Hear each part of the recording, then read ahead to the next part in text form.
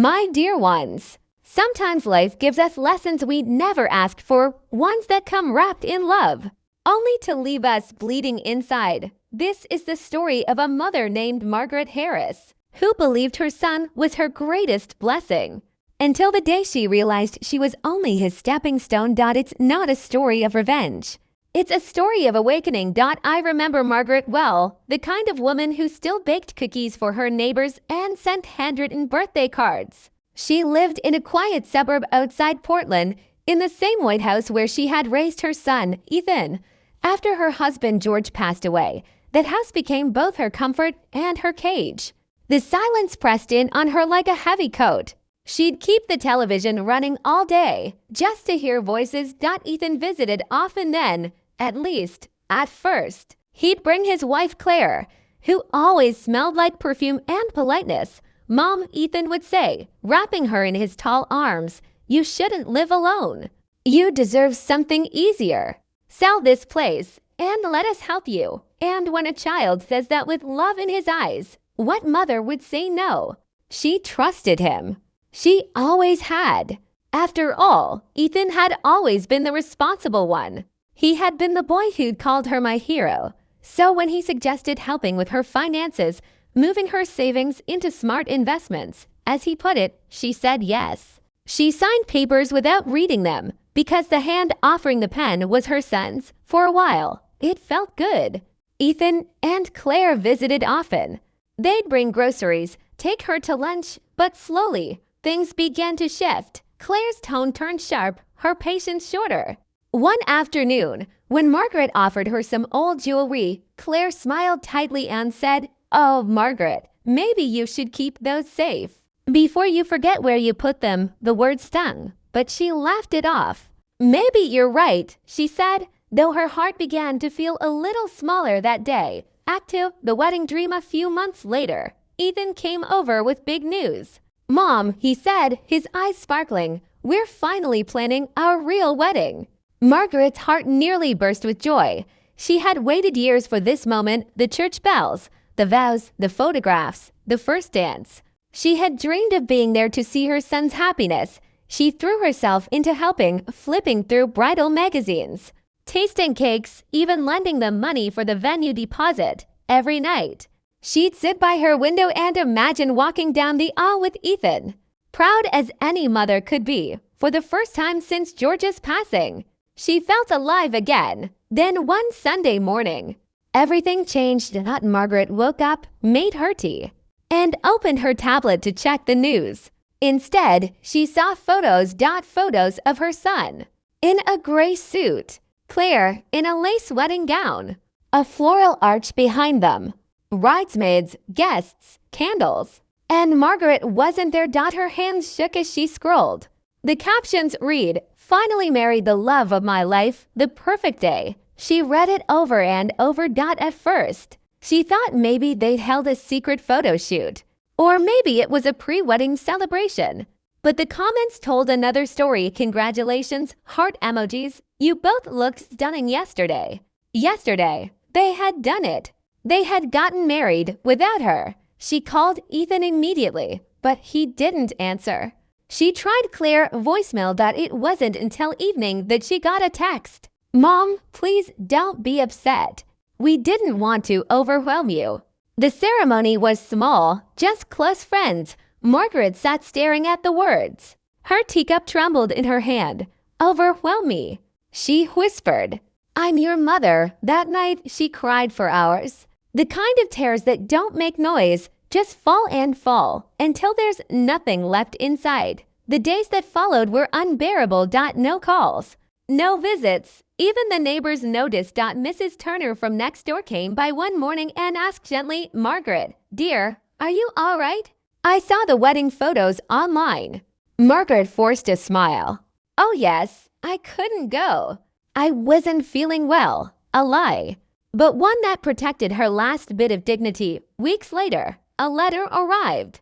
A notice from the bank. Her accounts were being restructured. Confused, she went in to ask. The teller, a young man with kind eyes, checked her file and frowned. "Mrs. Harris, your son has been managing your accounts under power of attorney." Didn't you authorize this? Her knees went weak. Yes, but only to help me, she said softly. Well, he said, lowering his voice. There have been several large transfers recently. You might want to check with your advisor. She did. And when she finally confronted Ethan, his calmness terrified her. Mom, he said, you don't understand how investments work. Let me handle it. You'll thank me later. But Ethan, she said, voice trembling, you've taken everything your father worked for. He sighed. Dad would have wanted me to take care of you. That's what I'm doing. Then Claire chimed in, her voice cold and steady. Margaret, maybe it's time you stop stressing over things you can't understand. You're not getting any younger. That night, Margaret wrote in her journal, they've taken my money, my trust, and now. My voice. One chilly morning, there was a knock at her door.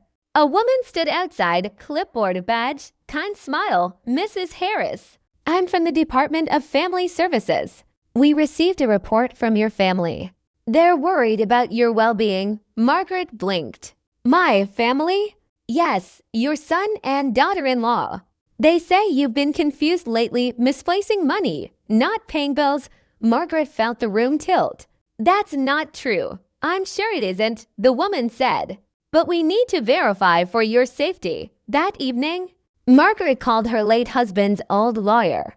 Mr. Webb. He arrived the next morning, a tall man with silver hair and a patient voice. After reading through the documents, he looked up and said, Margaret, your son's trying to get guardianship over you. If he succeeds, you'll lose control over everything, house, savings, even medical decisions. It felt like the air left her lungs. Her son, the same boy she had once rocked to sleep, now wanted to declare her incompetent. Margaret didn't cry. She sat quietly, her eyes fixed on the old wedding photo of her and George on the mantel. George, she whispered, I promised you I'd protect what we built. I won't fail you now. She hired a forensic accountant, gathered every document, and built her case, transaction by transaction.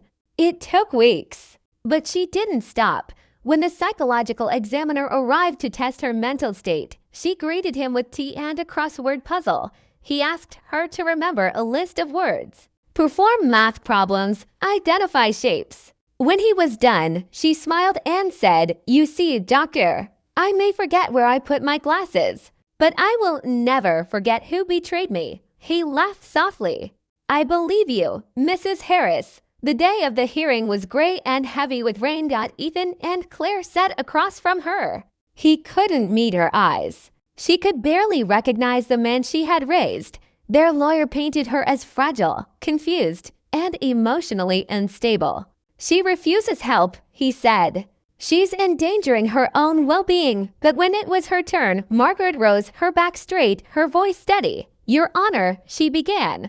My son wants to protect my money, not me.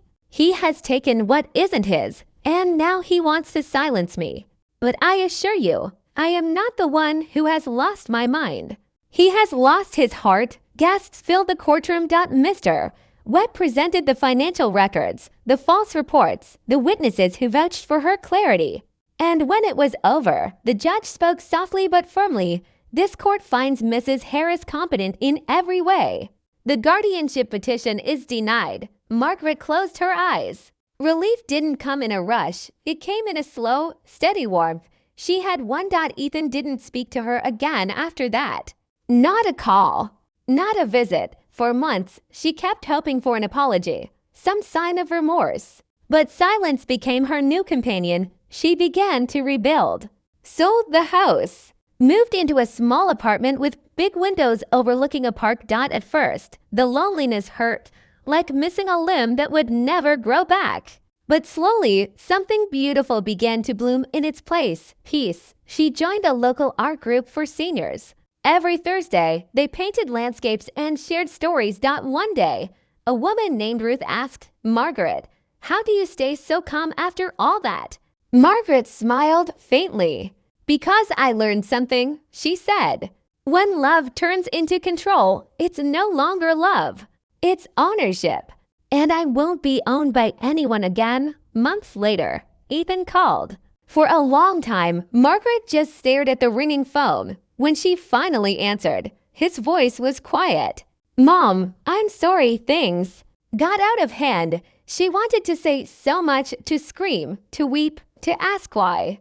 But instead, she said gently, "I forgive you, Ethan. But forgiveness doesn't mean things go back to how they were." A long pause. Then, "I understand." And she hung up peacefully. Sometimes, my dears, the deepest betrayals don't come from enemies. They come from the ones you fed, clothed, and prayed for. Margaret's story is painful, yes, but it's also powerful. Because through her heartbreak, she found something many of us forget, that our worth isn't measured by who loves us, but by how much we love ourselves. Now, she spends her days painting sunsets, laughing with friends, and writing letters to women who've been through the same pain. And every evening, she says the same quiet prayer: "Thank you, God, for teaching me that letting go is not losing. It's healing." Music swells softly. So, my dear listeners, if you've ever been betrayed by your own blood, remember Margaret's courage. You can start again. You can choose peace over pain. And if her story touched you, leave a little note below. Tell me your story. Because here, in this little corner of the internet, you're never alone. Until next time, this is Auntie May sending you love, strength, and a reminder: family isn't always who you're born with. Sometimes it's who stays when the storm hits.